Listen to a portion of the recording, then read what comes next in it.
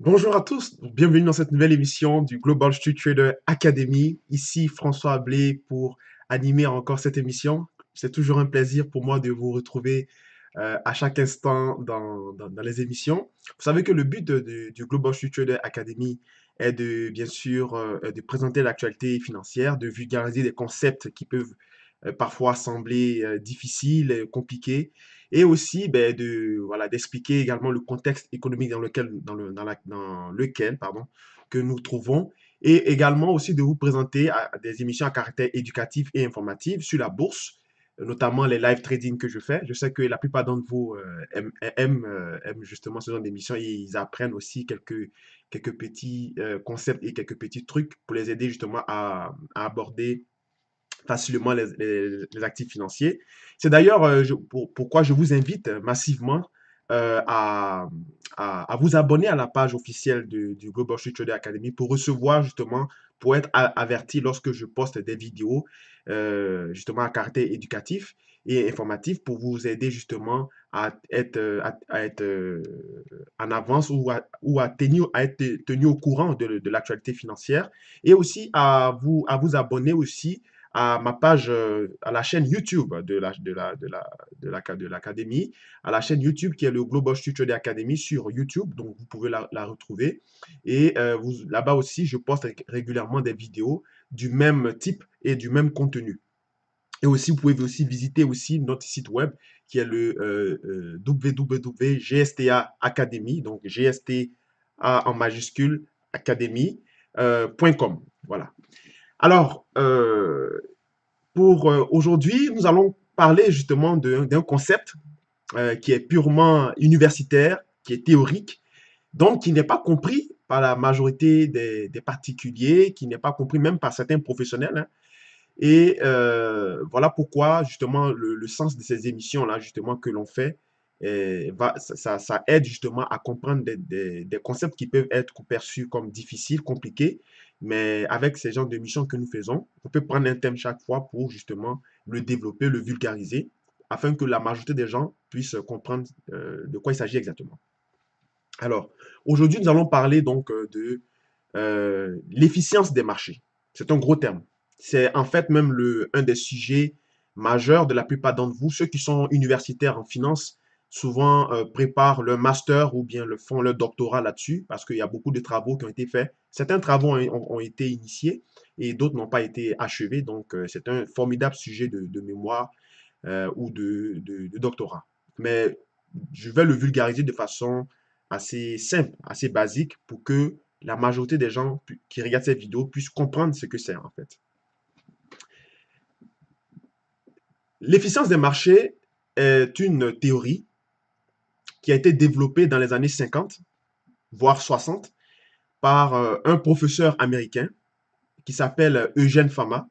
Donc, Eugène Fama qui a été récipiendaire du prix Nobel d'économie en 2013, donc il y a pas longtemps, qui est récent, qui sous-entend que au travers donc de cette théorie, la théorie de l'efficience des marchés, elle dit que lorsque tout le monde sait la même information et que sur un marché et que ce marché est suffisamment développé, d'accord? Ce marché est suffisamment liquide, il se comporte normalement. Il n'y a pas d'anguille sous roche sur ce marché. Les agents économiques étant informés, donc vont devoir agir de façon rationnelle. Le cours ou bien ce marché devrait se comporter normalement et les agents économiques devraient aussi se comporter normalement en fonction de l'actif ou du titre transigé. En gros, c'est ça. Et donc, sur ce type de marché, il ne peut pas avoir certaines personnes qui font des profits anormaux et d'autres personnes qui se ruinent. La plupart des gens devraient à peu près avoir les mêmes profits pour le type de risque, bien sûr, qu'ils prennent. Autrement dit, avec cette théorie, elle induit que on ne peut pas faire mieux que le marché. Les acteurs économiques ne peuvent pas battre le marché. Vous savez, en finance, souvent, il y a ce qu'on appelle les benchmarks. Alors, les benchmarks, c'est comme des indices de référence que l'on prend pour mesurer la performance des traders ou des gérants de fonds. Si, par exemple, le S&P a fait 20% dans l'année et que moi, je fais 18%, ça veut dire que je suis plus ou moins dans la norme. Parce que j'ai fait à peu près la performance que le S&P a fait. Si j'ai fait 19%, mais si j'ai fait 20%, ou pardon, si j'ai fait 20%, je suis dans la norme. Si je fais 21%, ça veut dire que j'ai battu le marché. Donc, je suis un trader exceptionnel. Je suis un gérant anormal, en quelque sorte. Et cette hypothèse, donc, contredit justement cette situation. Parce qu'elle dit que si tout le monde a les mêmes informations, si le marché est développé, quoi qu'il est, si le marché est développé comme il doit être développé, et si également tout le monde a le même type d'information, donc se comporte de façon normale, rationnelle sur ce marché, normalement, on ne devrait pas avoir des gens qui se ruinent et des gens qui s'enrichissent trop. On devrait avoir tout le monde qui a à peu près les mêmes performances, aux alentours, bien sûr, du benchmark dont je vous ai décrit tout à l'heure. Ce qu'il faut savoir, c'est que la théorie de l'efficience du marché est une théorie. Voilà, c'est simplement une théorie qui est illustrée justement pour étudier le comportement des agents économiques et également des variations des flux boursiers. Cette théorie soulève trois hypothèses avant qu'elle soit purement valide. La première hypothèse est ce qu'on appelle l'hypothèse d'un marché faible, ou du moins en anglais, on dit souvent le weak form market efficiency. Alors, cette hypothèse dit quoi? Cette hypothèse dit que la seule variable qui doit déterminer les performances futures d'un actif, c'est uniquement son historique. Ce qui est normal et ce qui est vrai. Et que les performances passées d'un actif ne peuvent pas être utilisées afin de prévoir les performances futures. C'est un peu comme si moi je suis un athlète et je participe à des JO en 2015. Et les JO ont été très mauvais, j'ai fait une piètre prestation. Mais est-ce qu'on doit se baser sur les JO de 2015 pour dire que c'est sûr que au cours des JO de 2018, François sera également mauvais? Pas du tout. Parce que mes performances passées ne sont pas garantes de mes performances futures. On va devoir étudier mon historique, c'est-à-dire est-ce que ma psychologie est bonne durant l'écart entre 2015 et 2017? Est-ce que je vais me préparer correctement? Est-ce que je vais respecter les normes disciplinaires qui entourent justement le JO? Et c'est en fonction de ça qu'on va se baser si il va faire soit une très mauvaise performance ou bien il va faire une très bonne performance. Mais il ne fera pas la même performance qu'il a faite en 2015. Est-ce que vous... Donc, c'était pour ça, pour situer. Donc, ça, c'est la première hypothèse. La deuxième hypothèse, qui s'appelle l'hypothèse semi-forte, ou du moins le semi-strong market efficiency, le semi-form, donc qui dit que, en fait, toutes les informations financières, que ce soit les acquisitions, les fusions, les résultats trimestriels publiés par les entreprises, voilà, tout ce qui concerne les capitalisations boursières ou les informations concernant les nouvelles économiques ou les nouvelles macroéconomiques qui entourent l'actif, en fait, ces informations-là sont, si elles sont déjà connues par le grand public et qu'elles sont incorporées dans le prix de l'actif en question, lorsque la nouvelle est publiée, il devrait y avoir des réactions en proportion de ces nouvelles. Ce qui est absolument pas vrai. Parce que souvent, la plupart du temps, dans le marché financier, le mouvement est déjà pricé, comme on le dit. Le mouvement est déjà anticipé à l'avance. Donc, il faut absolument que la nouvelle soit tellement mauvaise ou tellement forte pour que le marché puisse varier. D'accord? Donc, cette seconde hypothèse également n'est pas valable dans le cadre de la théorie de l'efficience des marchés. Ensuite, pour la troisième et dernière efficience, puisqu'il y en a trois, il s'agit de l'efficience des marchés forts, donc le strong form market efficiency.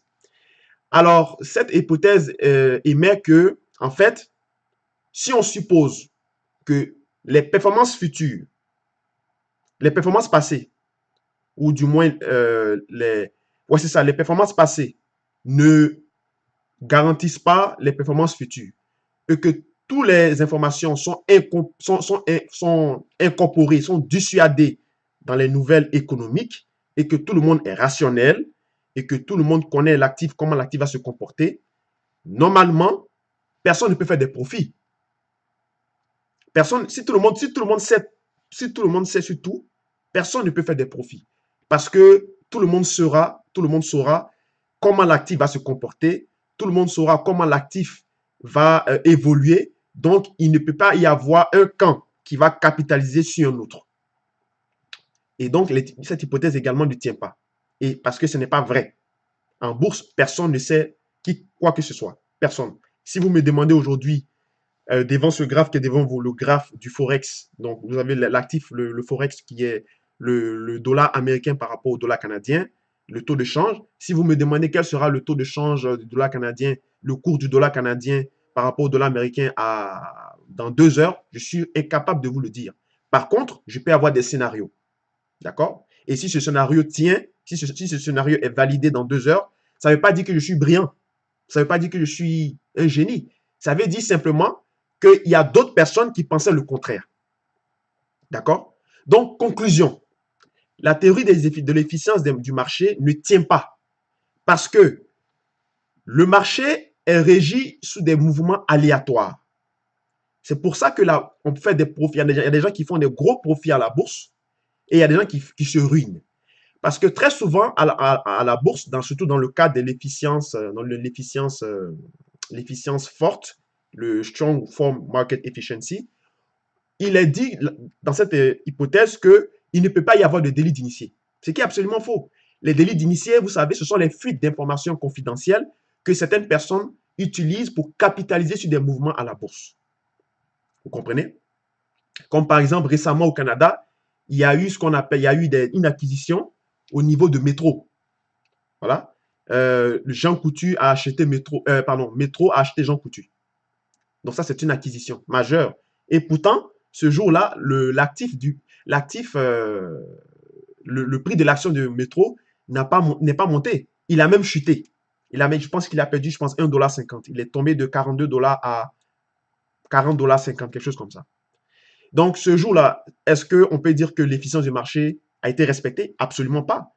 Parce que si les gens, justement, si tout le monde savait que Métro allait justement faire une acquisition de Jean Coutu, ils allaient se mettre à acheter justement l'action de Métro. Et pourtant, ce n'est pas ça qui a été fait.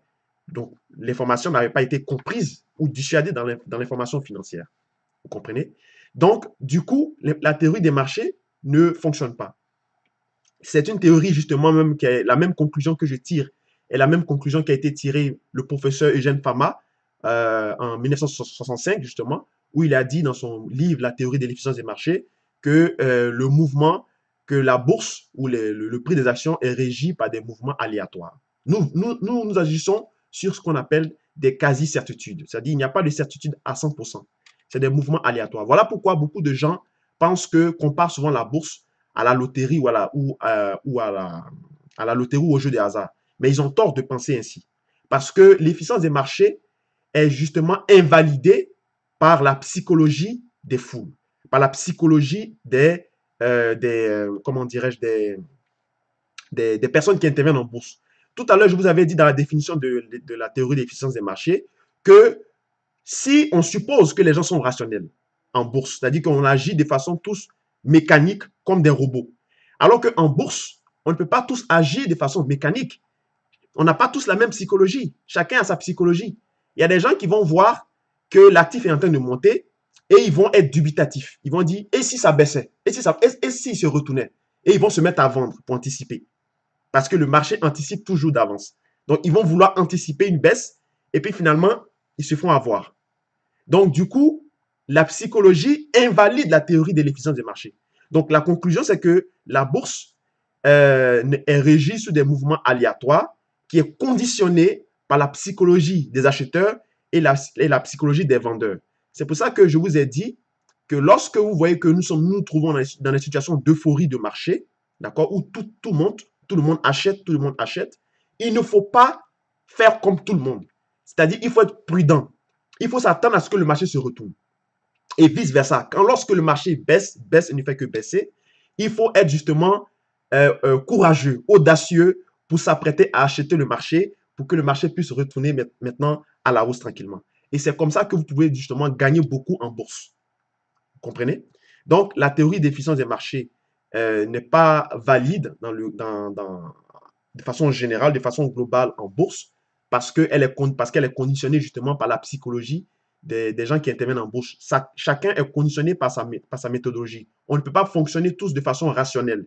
Ce que nous faisons est irrationnel. Il y a des gens les traders qui sont particuliers ou les traders expérimentés qui ont réussi plus ou moins à dominer leur psychologie, qui ont réussi à justement maîtriser leur état d'âme devant un actif. Ce sont ceux-là justement qui sont souvent, qui capitalisent sur un marché. Ça, c'est de un.